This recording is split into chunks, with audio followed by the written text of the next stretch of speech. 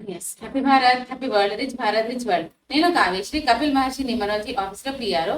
ఈ రోజు మనం బాబా పాండగం గారు, world's high paid numerologist, excellent life coach and yoga guru sir తో మనము మాట్లాడదాము రామోజీరావు గురించి. నమస్తే బాబా. నమస్తే. Happy Bharat, happy Bharat, rich Bharat, rich Bharat. మొదటిసారిగా మన వీడియో చూస్తే లైక్ చేయండి, సబ్స్క్రైబ్ చేయండి, పక్కన ఉన్న ఆల్ బెల్ యాక్టివేట్ చేయండి. ఈ రోజు మనం తెలుసుకోబోతున్నాము. ముందుగా ఆయన ఆత్మ శాంతించాలని మనం మనస్ఫూర్తిగా కోరుకుందాం. ఎందుకంటే ఒక తెలుగు వారిగా ప్రపంచవ్యాప్తంగా ఒక ఫిలిం సిటీని ప్రపంచంలోనే అతిపెద్ద ఫిలిం సిటీగా నిర్మించి, అంటే 2000 ఎకరాల్లో, మరి అది గిన్నిస్ రికార్డు కూడా వచ్చింది. మరి అలాంటి ఒకేసారి ఒక 15 నుంచి 20 సినిమాల్ని ఏకదాటిగా షూట్ చేసుకునే అవకాశం ఒకే రోజులో, అలాంటి గొప్ప ఫిలిం సిటీని నిర్మించింది రామోజీరావు గారు. మరి ఆయన చాలా మారుమూల ప్రాంతాల్లో, ఆంధ్రప్రదేశ్లో, కృష్ణా జిల్లాలో ఆయన పుట్టి మరి ఈ స్థాయికి వచ్చి ప్రపంచ దేశాలను ఆయన గుర్తించే స్థాయికి ఎదిగాడంటే ఆయన పేరులో ఏముంది, ఆయన పేరు ఎలా మార్చుకున్నాడు, తర్వాత ఆయన డేట్ ఆఫ్ బర్త్ లో ఉన్న పవర్స్ ఏంటిది, ఆ తర్వాత ఆయన మ్యారేజ్ డేట్ ఏంటిది, ఈరోజు చనిపోయిన ఆ డేట్ లో ఉన్న ఆ యొక్క రహస్యం ఏంటిది, ఆయన ఈనాడు సంస్థ పెట్టిన డేటు ఏంటిది, ఇవన్నీ తెలుసుకుంటే నేను ఎప్పుడు చెప్తుంటాను, ఎప్పుడైనా సరే ఒక వ్యక్తి ప్రపంచ ప్రఖ్యాతి గాంచినాడు అంటే తప్పనిసరిగా వాళ్ళ విధి సంఖ్యను లేదంటే జన్మ సంఖ్యను 1 నంబర్ ఉంటుంది, లేదా వాళ్ళు పెట్టిన కంపెనీ డేట్లు కూడా 1, 10, 19 ఉంటుంది, లేదా వాళ్ళ మ్యారేజ్ డేట్ 1, 10, 19 ఉంటుంది అని నేను ఎప్పుడు చెప్తూనే ఉంటాను. చాలా మంది నమ్మరు. అయితే ఇప్పటి వరకు నేను ఎన్నోసార్లు రామోజీరావు గురించి ప్రస్తావిస్తుంటాను. వారి పేరులో 46 నంబర్ ఉంది కాబట్టి ఆ స్థాయికి వెళ్ళారు అని అన్నాను కదా. నేను ఎప్పటి నుంచో నేను ఈ న్యూమరాలజీ ఫీల్డ్ లో వచ్చినప్పుడు గత 10 సంవత్సరాలుగా ప్రపంచవ్యాప్తంగా ప్రఖ్యాతిగాంచి చాలా గొప్ప వ్యక్తులుగా, అది ధనంలో కానీ, పేరులో కానీ, రాజకీయాల్లో కానీ, సినీ ఇండస్ట్రీలో కానీ ఉంటే వాళ్ళ పేర్లలో ఖచ్చితంగా 46 నంబర్ ఉంటుందని నాకు ఒక ఐడియా అయిపోయింది అనమాట. ఈరోజు ఒక 6 నెలల క్రితం కుబారాటి అనే పేరు రాగానే వైరల్ అయింది కదా సోషల్ మీడియాలో, అది 46 ఉంది ఆ పేర్లో. అదే విధంగా మాధవలత గారు ఓడిపోయినా చార్మినార్లో, కానీ ఓవైసీ అసదుద్దీన్ ఓవైసీకి 6 లక్షల ఓట్లు వస్తే మరి ఒక లేడీ శక్తి 3 లక్షల ఓట్లు సాధించిందంటే ఎంత ఘనత! ఆల్మోస్ట్ వాళ్ళు గెలిచినట్టే. అసలు ఆ ప్రాంతంలో పోటీ చేయడానికే బెదిరుకుంటారు. మరి ఈమె రామబాణంలాగా వెళ్ళి ఆమె 3 లక్షల ఓట్లు గెలిచిందంటే ఆ పేర్లో ఉన్న 46 నంబర్. అలా 46 నంబర్ ఉన్న ప్రపంచవ్యాప్తంగా ఎంతో మంది నేను చెప్పాను already. Konijeti Rosaiah, Jeff Bezos, Mark Zuckerberg, Microsoft, Yogi Adityanath, Mamata Banerjee, నా పేరు, ఇలా చెప్పుకుంటూ పోతూ ఉంటే 46 నంబర్ ఎక్కడో ఒక చోట కనిపిస్తుంది. అది చరిత్ర సృష్టిస్తుంది. అయితే చాలా మంది న్యూమరాలజీకి తెలియదు ఏంటంటే వాళ్ళకి పిల్లగాళ్ళు కదా, జస్ట్ ఈ 3 సంవత్సరాలు 2 సంవత్సరాలు 6 నెలల నుంచి వచ్చారు కాబట్టి వాళ్ళు పిల్లగాండే. అందుకోసమే ఇదేమన్నా దేవుని గుళ్ళ ప్రసాదమా అని అంటుంది. దేవుని గుళ్ళ ప్రసాదం అంతకన్నా ఎక్కువ ప్రసాదం 1 రోజు 2 రోజులే ఉంటుంది. అది ఎంత పెద్ద ప్రసాదం అయినా సరే 3 రోజుల్లో ఖరాబ్ అయిపోతుంది. తిరుపతి లడ్డే ఎంతో స్వచ్ఛంగా ఉంటుండే ఒకప్పుడు, మరి 3-4 రోజుల్లో ఖరాబ్ అవుతుంది కదా. ప్రసాదం కన్నా ఎక్కువ ఇది, అమృతం కన్నా ఎక్కువ 46 నంబర్ ఈ కలియుగంలో. అందుకోసమే నంబర్కి అంత పవర్ఫుల్ ఉంటుంది కాబట్టి, మీకు మిడమిడి జ్ఞానంతో ఉన్నారు కాబట్టి, మీకు ఇంకా ఆ ఎక్స్పీరియన్స్ రాలేదు కాబట్టి ఆ 46 నంబర్ని మీరు విమర్శిస్తూ ఉంటారు. అది ఇక నేను అనుకుంటాను వీళ్ళకి తెలియని పిల్లలు కదా, రేపు ఏ రోజు ఒక రోజు ఆ నంబర్ గురించి తెలిసిన తర్వాత అయ్యో అని అంటారని నాకు తెలుసు. ఈ రోజు మనం మెయిన్ టాపిక్ లోకి వెళ్ళిపోదాం. 46 నంబర్ అనేది ఈ రోజు రామోజీరావుని ఈ స్థాయిలో నిలబెట్టింది. ఇంకేం నంబర్లు ఈ స్థాయిలో నిలబెట్టింది చూద్దాం ఒకసారి. సో ఈ విధంగా ఆయన ఇప్పటి వరకు సంపాదించిన నెట్వర్క్ చూసుకుంటే 37,000 కోట్ల, వేలు కాదు లక్షలు కాదు, 37,000 కోట్ల 583 కోట్లు ఆయన ఎర్న్ చేసిన నెట్వర్క్. ఇది లెక్కల ప్రకారం, అంటే లెక్కల ప్రకారం ఎంత ఉంది, లెక్క లేనంటే ఎంత ఉందో తెలియదు. ఓకే, సో నవంబర్ 16, 1936 నేను ఎప్పుడు చెప్తాను, నవంబర్ నెలలో 1వ తారీఖు నుంచి 30వ తారీఖు వరకు ఎవరైతే పడుతుంటారో వాళ్ళందరూ అద్భుతాలు సాధిస్తారు, అపరకు బేర్లు అవుతారని ఎప్పుడు చెప్తా. అక్టోబర్, నవంబర్, డిసెంబర్ ఇవి చాలా అద్భుతమైన నెలలు. తర్వాత మార్చ్, ఇంకా ఒక్కదానికి ఒకటి ఉంది, ఆల్రెడీ నేను వీడియోలు చేశాను. యోగితా పాండలోకి వెళ్ళి ఏ నెలలో పడితే ఏంటిదని చూసుకోవడం. తర్వాత నవంబర్ 16, 1936 ఇది మొత్తం క్యాలిక్యులేషన్ చేస్తే 28 వస్తుంది. 28 నెంబర్ ఎప్పుడైతే వచ్చిందో అది 2 and 8 అంటే ప్లస్ 10 అవుతుంది, అది 1 అవుతుంది. అంటే 791. ఈ 791 వచ్చిందంటే 7 అంటే ఏంటిదంటే బాగా థింక్ చేస్తుంది, రీసెర్చ్ చేస్తుంది, జరగబోయేటి ముందే తెలుస్తాయి కాబట్టి 30-40 సంవత్సరాలకు ఏం కావాలో ముందే తెలుస్తాయి వీళ్ళకి. అలా తెలిసినాయి కాబట్టి 1 నెంబర్ ఉంది కాబట్టి దాన్ని ఆచరణ చేస్తుంది, యాక్షన్ లోకి తీసుకెళ్తారు. సో అందుకోసం ఇక్కడ రామోజీరావు గారి బర్త్ చార్ట్ లో చూస్తే 4 యోగాలే ఉన్నాయి. 4 యోగాలే ఉన్నాయి కానీ చనిపోయేటప్పుడు ఎన్ని యోగాలతో చనిపోయాడు, దాదాపుగా 12 యోగాలు. చనిపోయేటప్పుడు 12 యోగాలు. జూన్ 8వ తారీఖు 2024 ఉదయం 4:50 మరణించారని మనకు వార్తలు వచ్చాయి. సో ఇక్కడ మీరు గమనించాల్సింది ఏంటంటే ఎప్పుడైనా సరే 1 అనేది ఎప్పుడైనా వచ్చినా దానికి అపోజిట్ నంబర్ డేట్ ఏదైతే 8, 11, 26 డేట్లు వస్తే ఖచ్చితంగా వాళ్ళకి మరణం. అంటే ఇప్పటికి కూడా రామోజీరావు గారి ఏజ్ వచ్చేసి 88. సో 2 8 వచ్చినాయి చూడండి. అంటే 8 అనేది ఎప్పుడు మారకం అన్నమాట, నెగిటివ్ అన్నమాట, అంటే మరణానికి గుర్తు.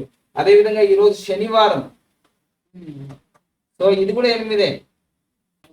సో ఈ 1కి ఇదిగో ఈ 8 రావడము, మళ్ళీ మొత్తం గుర్తే కూడా 4 రావడము, ఇవన్నీ కూడా కొంచెం ఇబ్బంది చేసేది. 8 and 4 అనేది మంచిది కాదు, ఆల్రెడీ జరిగిపోయింది ఆల్రెడీ.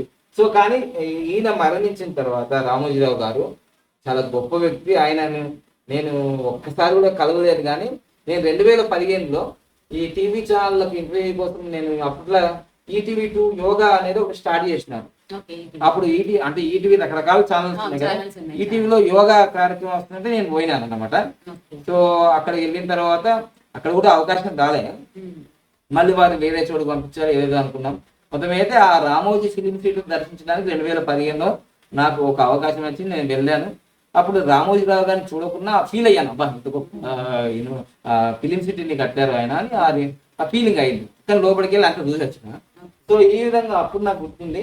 సో ఇప్పుడు నేను చెప్పేది ఏంటంటే ఆయన ఎన్నో అంటే లాంగ్వేజ్లలో, అంటే కన్నడ, తర్వాత తమిళ్, తెలుగు, మరాఠీ, ఒక 15 లాంగ్వేజ్లలో ఛానల్ తీసుకొచ్చాడు. అదే విధంగా ఇప్పుడు చూడండి ఆయన మరణించిన యోగం ఎట్లా ఉంది అంటే చూడండి, మహాదశ 6 అంటే శుక్రుడు మహాదశ నడుస్తుంది. సో ఆయన తెలంగాణ ఎలక్షన్స్ చూశాడు లాస్ట్ వీక్, తర్వాత ఆంధ్ర ఎలక్షన్ 4వ తారీఖు రోజు కూడా ఆ ఎలక్షన్ రిజల్ట్స్ చూశాడు, అది మీకు వీడియోలో కనిపిస్తుంది. సో అంతర్దశ 6, 9 అంటే శుక్రుడు కుజుడు. ఇక పర్సనల్ ఇయర్ నంబర్ ఈ సంవత్సరం ఆయనకి 8 వచ్చింది. సో 8 వచ్చింది అంటే పొలిటికల్ లో ఉన్న వాళ్ళకి ఎమ్మెల్యేలు, ఎంపీలు అవుతారు, కానీ మామూలుగా ఏజ్ అయిపోతున్నప్పుడు 8 వస్తే అది శని మహారాజు కాబట్టి ఇంకా ఇన్ఫర్మేషన్ మనం రైట్ టికెట్ కన్ఫర్మ్ అయింది అని చెప్పుకోవచ్చు అనమాట. అదేవిధంగా ప్రత్యంతర దశ పర్సనల్ ఇయర్ నెంబర్ 8 వచ్చింది, ప్రత్యంతర దశ ఏమొచ్చింది 4 వచ్చింది, గోచారం కూడా 4 వచ్చింది, ఇక్కడ కూడా 8 and 4 వచ్చింది. ఈ కాంబినేషన్స్ ఎప్పుడైతే వచ్చినాయో ఇక్కడ వచ్చేసినాయి చూడండి. సో ఇది అంటే జన్మ సంఖ్య 8, విధి సంఖ్య 4 అంటే ఇది ఆపోజిట్. ఇక్కడ కూడా గోచారం 4 వచ్చింది, ప్రాబ్లం అయింది. అందుకోసమే ఆయనకు హార్ట్ స్ట్రోక్ వచ్చేసి తుది శ్వాస వేయడం జరిగింది 5:40 50 4:50. సో బ్రహ్మముహూర్తంలోనే వెళ్ళారు ఇంకా. సో ఇది ఆయన జననము, మరణం. అయితే మీకు ఒక విషయం చెప్పాల్సింది ఏంటంటే పుట్టిన వానికి మరణం తప్పుడు, మరణించిన జన్మం తప్పదు అనేది అనివార్యం అనేది భగవద్గీతనే చెప్తుంటది. కానీ ఇక్కడ మెయిన్ కీలకమైన విషయాలు చెప్తాను ఇప్పుడు, ఇవి చాలా ఇంపార్టెంట్. ఏంటంటే ఆయన మ్యారేజ్ అనేది ఒక మహా అద్భుతం. ఏంటిదంటే 1961 ఆగస్టు 19వ తారీఖు ఆయన మ్యారేజ్ అయింది. అది 198. కానీ నేను ఒకటి చెప్తాను ఎప్పటికి కూడా, 1వ తారీఖు, 10వ తారీఖు, 19వ తారీఖులో మ్యారేజ్ జరిగిన వాళ్ళకి మళ్ళీ ఒకసారి నేను చెప్పేది ఊరికే కొట్టిపాడేసి వీళ్ళు కాదు, ఇవి లైఫ్ లో నేను రియాలిటీగా అనుభవించి చెప్తున్నా. ఇవన్నీ 1, 10, 19వ తారీఖులో జరిగిన మీ ఇళ్లలో కానీ, మీ ఫ్రెండ్స్ కానీ, మీ చుట్టుపక్కల కానీ, మీ జిల్లాలో, మీ ప్రాంతాల్లో, మీరు ఏదైతే దేశాల్లో ఉన్నారో, మీ రాష్ట్రాల్లో చూసుకోండి, వాళ్ళు తప్పనిసరిగా ఒక టాప్ లెవెల్కి వెళ్ళిపోతుంటారు. అయితే అది మొత్తం కూడితే కూడా మళ్ళీ 1 వచ్చింది అనుకోండి, దాన్ని సూపర్ కోడ్ అంటారు. లేదా 193 వచ్చింది అనుకోండి, అది కూడా మంచి యోగమే. 196 వచ్చింది, అది కూడా అంటే ఇది ఫస్ట్ గ్రేడ్ లో ఉంటుంది, ఇది సెకండ్ గ్రేడ్ లో ఉంటుంది, థర్డ్ గ్రేడ్ లో ఉంటుంది. సో ఇక్కడ 198 వచ్చింది మ్యారేజ్ కోడ్. అందువల్లనే ఆయనకి మార్గదర్శి చిట్ ఫండ్స్ వీటన్నిటి మీద కొన్ని అభియోగాలు వచ్చినాయి, కొన్ని కోర్టు కేసులు, అన్ని గొడవలు ప్రశాంతత లేకుండా చేసింది. తర్వాత వాళ్ళ పెద్ద కొడుకు, చిన్న కొడుకు సుమన్, సుమన్ లుకోమియా క్యాన్సర్ కూడా చనిపోయాడు. ఇవి కొన్ని విషాదాలు జరిగాయి 8 వల్లనే అదంతా. 8 వల్ల కొన్ని చిక్కులు చికాకులు కొన్ని రావడం జరిగింది. అది సామాన్య, అంటే మనిషి జీవితంలో అప్ అండ్ డౌన్స్ వస్తాయని జరిగింది. కానీ ఆయన ఇంత స్థాయికి తీసుకెళ్ళింది ఈ యొక్క 19వ తారీఖు మ్యారేజ్ అనేది నేను 100% చెప్తున్నాను. ఎందుకంటే 19 ఎప్పుడైతే ఇట్లా వస్తుందో కాంబినేషన్ ఆల్ రౌండర్ అయిపోతుంది, ఆల్ రౌండ్ యోగం. సో ఇది అయింది. తర్వాత ఈనాడు పేపర్ ఏదైతే స్టార్ట్ చేసిండ్రో అది కూడా ఆగస్టు 10వ తారీఖు 1974, ఇది 193 వచ్చింది. దీంతో దాదాపుగా the largest circulation paper in Telugu, తెలుగులోని అతిపెద్ద సర్క్యులేషన్ కలిగిన పేపర్ ఏదైనా ఉందంటే అది ఈనాడు. అన్నిటికంటే వెనుకొచ్చింది ఆంధ్రభూమి, ఆంధ్రజ్యోతి, ఆంధ్రప్రభ, అన్నిటికంటే వెనుకొచ్చింది ఇది. కానీ అన్నిటికంటే ఎక్కువ ముందులో ఉంది ఇది ఈనాడు అనేది. టైంకి 5 గంటలకు 6 గంటలకు ఇంట్లో ఉండాలంటే ఉన్నది అంతే. సో అట్లా క్రియేట్ చేసింది. అందుకోసం దీంట్లో ఏంటి 178 ఎప్పుడైతే వస్తుందో, మనము లోషగిరిలో ఏం చెప్తాము 4, 5, 6 ఎప్పుడైతే వస్తుందో అక్కడ గోల్డెన్ టైం అంటారు కదా. ఇక్కడ 178 ఎవరికైతే వస్తుందో, కేసీఆర్కి వచ్చింది, నరేంద్ర మోదీ సార్కి వచ్చింది. ఇప్పుడు ఈ విధంగా 178 భారతదేశానికి వచ్చింది 178. దీని వల్ల టాప్ లెవెల్కి వెళ్ళిపోతారు. 178 అనేది రాజయోగం ఇక్కడ వేదిక్ గ్రీన్లో. సో 3 కూడా వచ్చింది, 4 కూడా వచ్చింది. సో ఈ విధంగా దీంట్లో కూడా ఒక అద్భుతాలు ఉన్నాయి కాబట్టి ఆ విధంగా అది డెవలప్ అయింది. సో అందుకని ఇప్పుడు కూడా the largest Telugu paper in the 2 states, అంటే తెలుగు స్టేట్స్ అంటే అదే ఈనాడు. సో అట్లా ఈనాడుకు ఆ బ్రాండ్ వచ్చింది. అది మొత్తం కూడా 193 వచ్చింది. ఇది యోగం అన్నమాట. అది రామోజీరావు అనే పేరులో 46 నంబర్. ఇది బాగా గుర్తించాల్సిన విషయం అంట.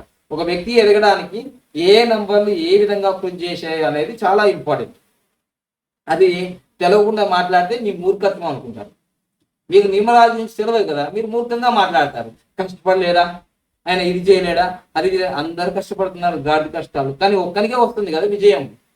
అలా అందుకోసమే ఏదైనా సరే ఈయన కొన్ని ఫార్ములాలు పాటించుకున్నాడు అనమాట.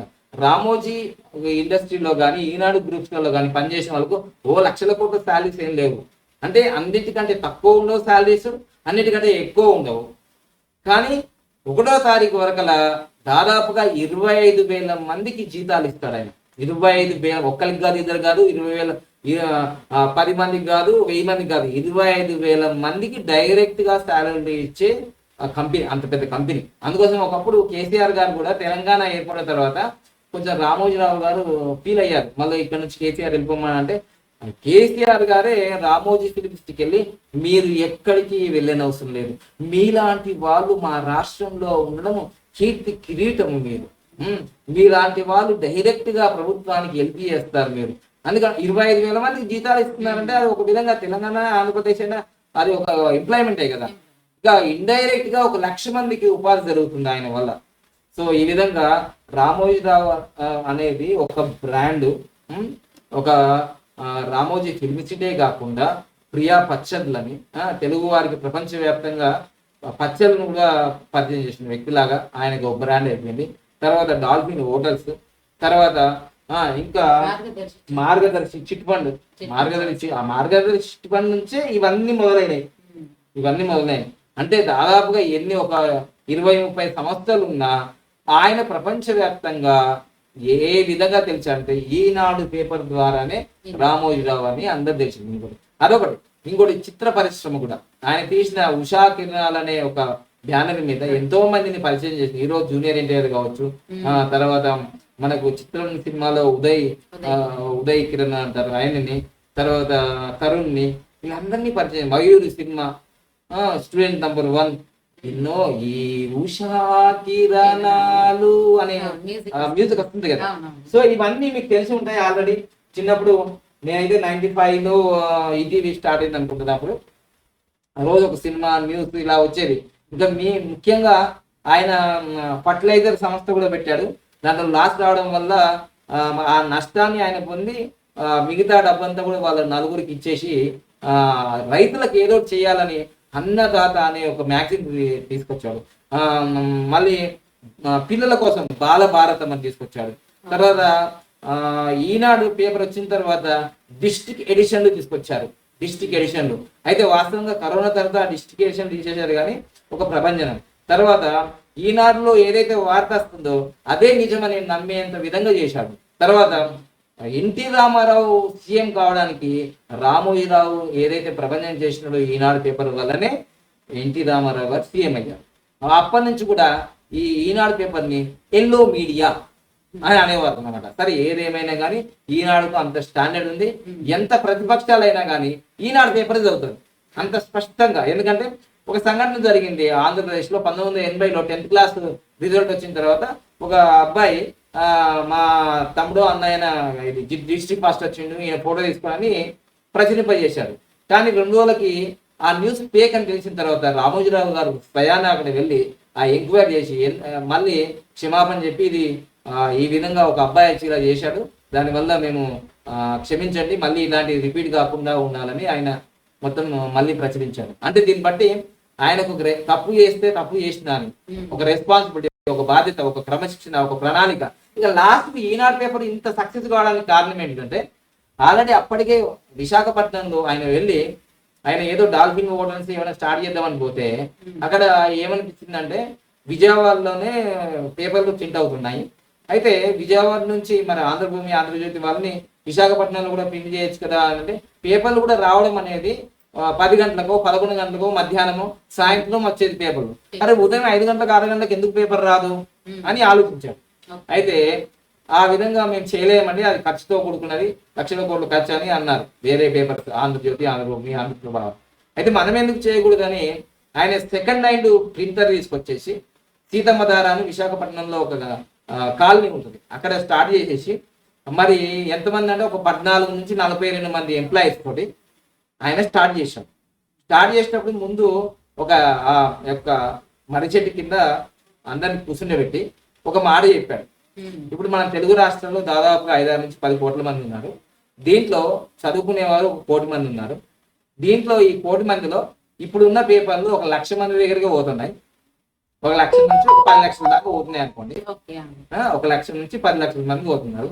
మరి 1 కోటి మంది అక్షరాస్యులకి 10 లక్షల మంది దాకానే పోతున్నాయి అనుకోండి.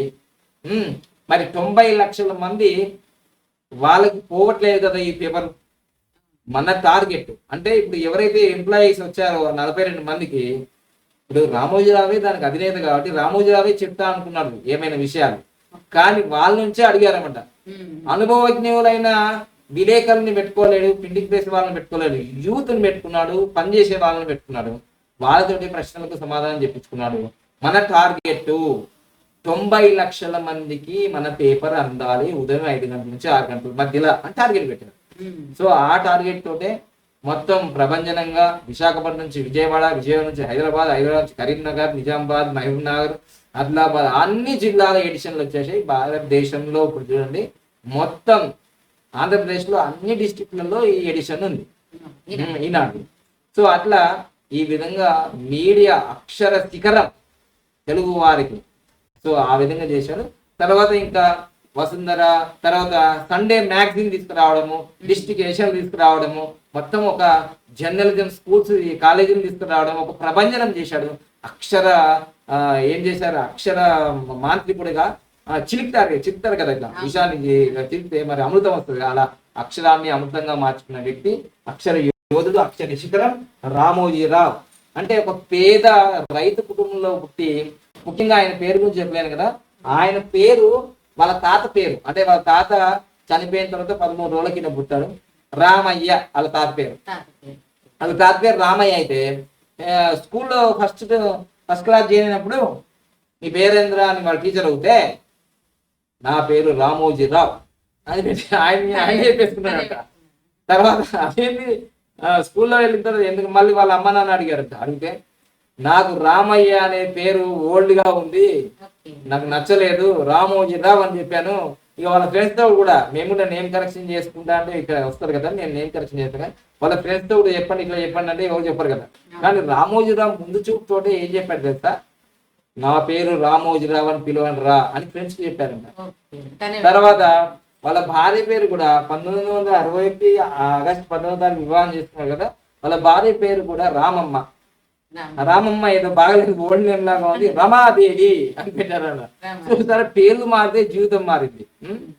సో సో ఈ ఈనాడు పేరు కూడా చాలా ఆచితూచి ఏం పేరు ఇప్పుడు ఆంధ్రభూమి, ఆంధ్రజ్యోతి అన్ని ఆంధ్ర ఆంధ్ర వచ్చినాయి కదా. అరే మనం డిఫరెంట్గా ఉండాలని అప్పుడు హిందీలో ఈనాడు అంటే హిందీలో ఒక వేరే పేరు ఉందండి. ఆజ్ తక్క ఏదో ఉన్నది. ఈనాడు అంటే ఈ రోజు కదా, ఆజ్ ఆజ్ అనే పేపర్ ఏదో ఉందంట. అరే ఆజ్ అనేది ఏం లేదు, ఈనాడు అంటే ఈ రోజు, ఈనాడు అంటే ఈ రోజుదే అని ఒక డిఫరెంట్ ఆలోచన పెట్టాడు. అది న్యూమరాలజీలో కూడా ఈ అనే దానికి 500 మొత్తం 1000 అవుతుంది. దీంట్లో వైబ్రేషన్ ఉంది. దీనికి తోడుగా ఎన్నో అపోజిట్ వార్తాపత్రికలు అది కూడా వచ్చింది. కానీ ఏమైంది, దానికి అపోజిట్ వచ్చి వెళ్ళిపోయింది 1990లో. దానికి సమానంగా వచ్చింది వార్త. ఏమైంది, వార్త లేకుండా. సో అట్లా కొన్ని స్టాండర్డ్ గా ఇప్పటి కూడా ఇంటర్నెట్ యుగంలో కూడా చాలా పేపర్లు ఉదయించింది, అస్తమించింది, సూర్య పోయింది, సూర్యోదయం అయిపోయింది, అస్తమయం అయిపోయింది, చాలా పేపర్లు వచ్చాయి, పోయినాయి కూడా. సో అందుకోసమే ఈ పేపర్ స్టాండర్డ్, ఈటీవీ ఛానల్స్ ఇంకా ఎన్నో ప్రపంచాన్ని సృష్టించాడు. మొత్తం మీద అయితే ఆయన పేరు మార్చుకున్నాడు, వాళ్ళ భార్య పేరు మార్చుకున్నాడు, వాళ్ళ మ్యారేజ్ డేటు 19వ తారీఖు, ఆయన ఈనాడు సంస్థ 10వ తారీఖు. ఇవన్నీ ఒక ప్రభంజనం. అందుకోసమే ఈయన ఈ స్థాయికి ఎదిగాడు. మొత్తం మీద అయితే ఈయన మనకు ఒక ఆదర్శం. ఎందుకంటే ఒక క్రమశిక్షణ. ఆయన ఎప్పుడు చూసినా కానీ ఒక వైట్ డ్రెస్లోనే ఉంటాడు. తర్వాత ఆయన జీవితంలో అన్ని సాధించాడు. నాకు తెలిసి ఒక్కటే మిగిలిపోయింది, అదే ప్రధానమంత్రి గారితో 4-5 సంవత్సరాల క్రితం ఓం సిటీ అంటే ఓం ఆధ్యాత్మిక క్షేత్రాన్ని ప్రపంచంలో ఎవ్వరు కట్టలేని నేను కడతా అని అన్నాడు. మరి అది ఎంతవరకు వచ్చిందో నాకైతే తెలియదు. అది ఒక్కటే అసంతృప్తి అని అనుకుంటాను నేను. అన్ని చేశాడు, అది ఒక్కటే మిగిలిపోయింది. సో అది కూడా కంటిన్యూ మరి వాళ్ళ వంశంలో ఉన్న వాళ్ళు, వాళ్ళ కొడుకులు కానీ వాళ్ళ మమ్మల్ని కానీ వాళ్ళు చేస్తారా అనుకుంటున్నాను. సో ఇంతవరకు నేను చెప్పేది ఒక నంబరు, ఒక పేరు, ఒక మ్యారేజ్ డేటు. ఈ లోషో గ్రీడ్ నీకు చెప్పినంత వేరే గ్రీడ్, ఇది లోషో గ్రీడ్ కాదు, ఇది వేరే గ్రీడ్.